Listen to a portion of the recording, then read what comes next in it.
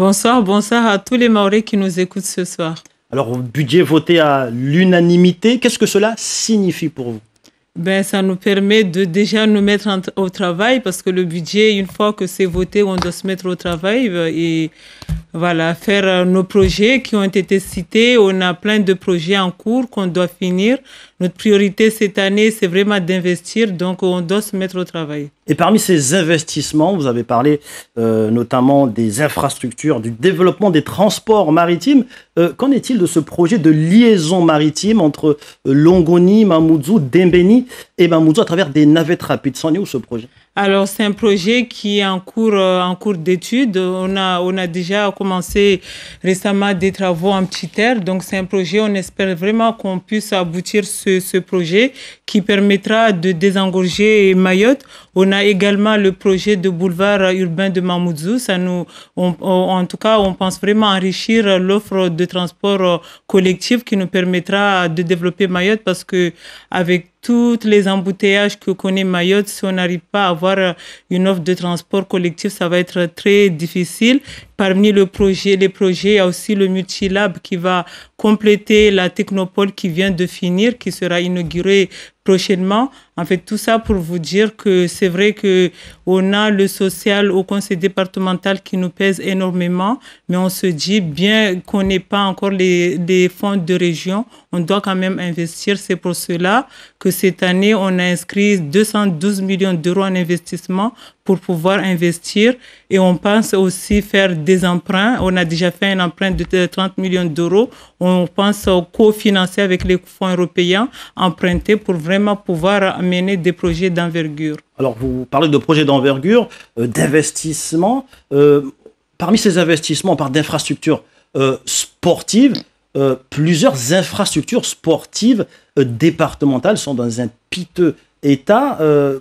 On peut prendre comme référence les 3 gymnases départementaux de Mayotte qui ne sont actuellement pas du tout aux normes, celui de Pamandzi, l'Abattoir, Cavani, sans parler du stade de Cavani qui ne peut toujours pas accueillir de compétition internationale.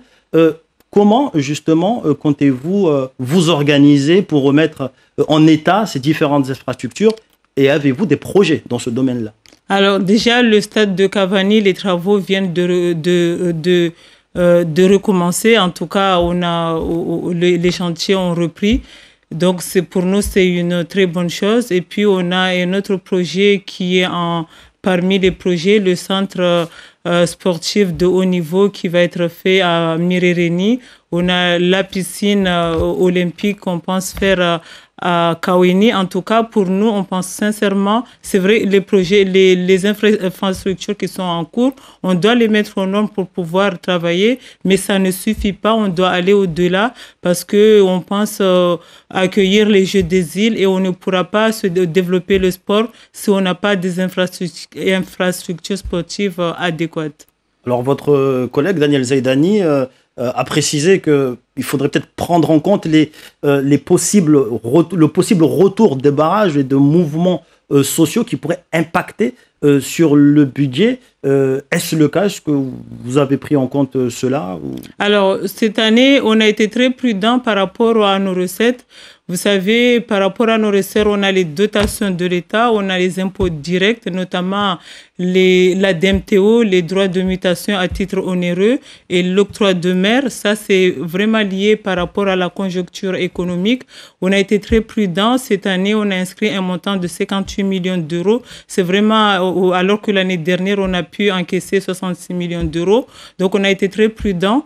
Et puis, par rapport à l'octroi de mer, on a inscrit un montant de 46 millions d'euros. C'est à peu près ce qu'on a pu encaisser l'année dernière. Donc, du coup, on a été prudent. On espère sincèrement qu'il n'y aura pas d'autres barrages parce que l'octroi de mer est lié par rapport à la consommation et on espère sincèrement qu'on aura la paix pour pouvoir dynamiser notre économie. Et c'est sur ces mots de paix que nous refermons cet entretien. Merci Zamimou Ahmadi d'avoir accepté de répondre à nos questions ce soir.